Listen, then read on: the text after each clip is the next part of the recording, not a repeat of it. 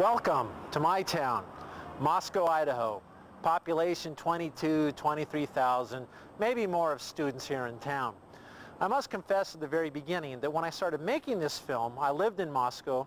I no longer do so and live 8 miles across the state border in Pullman, Washington. After all, who can argue with no state income tax and a 15-minute walk to work?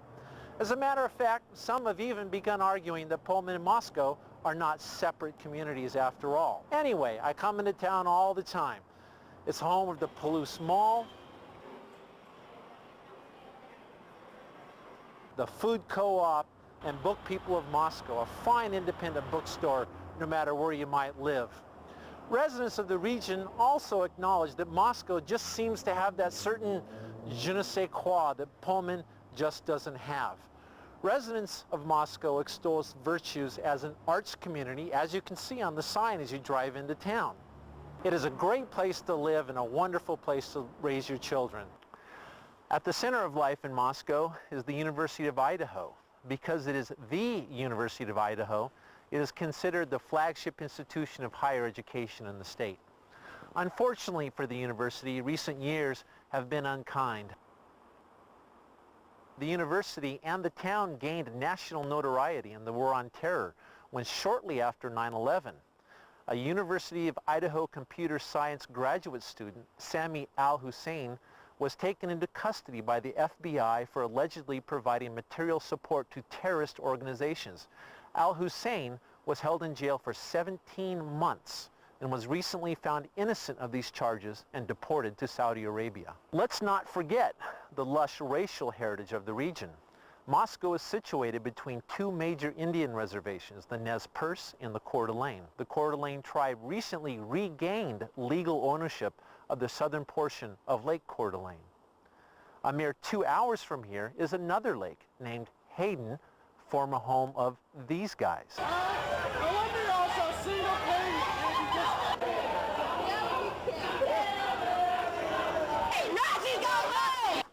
And then there, back in those hills somewhere, but believe me, I'm not getting too close, live a group of people called Odinists.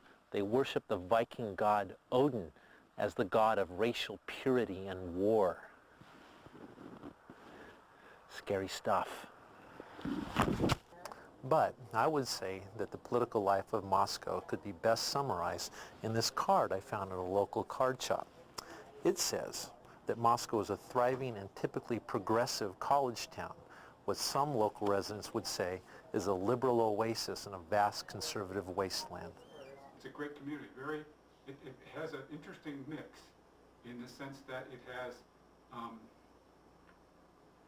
has a lot of that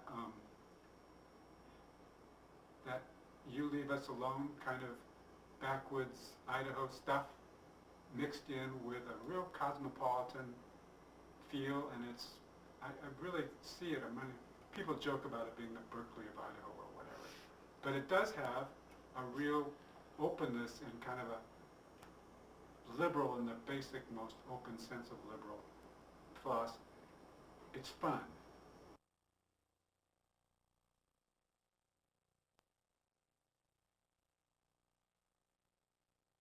If we think that writing a screed defending Southern slavery is anything but an attempt to court black-hating, Jew-hating, hetero-loving, and other-hating white supremacists, we need to stop smoking that stuff. But this controversy is not really about slavery at all.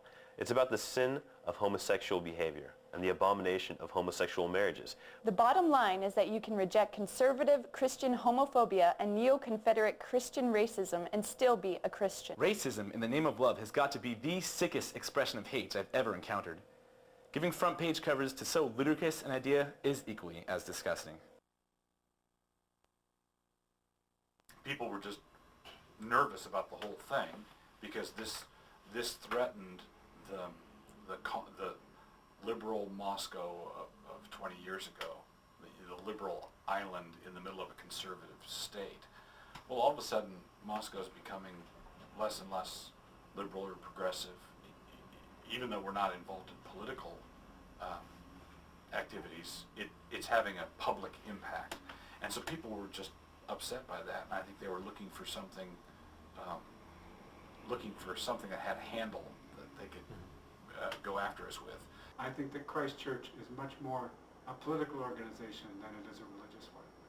And so I'm not talking about shutting down the church, and I'm not talking about making them shut up. I'm talking about making Moscow clear about what it wants for its future and having the community speak openly that we do not welcome neo-Confederates in Moscow. The church is attempting to bring back a form of very potent Christianity that I think irks people. And the slavery thing, the homosexual thing, that's not what we're working on, but I think that was the easiest handle you could get a hold on to make this whole thing erupt. The issue here, and the real story in this, is the slander and the Christianophobia that's being exhibited. People feel free to say the most outrageous things about us that are demonstrably false. They circulate unsubstantiated rumors. They attack us anonymously. They spit on our buildings. And then they say, we have a problem? We have a fear problem? We have a hatred problem? I say, give me a break.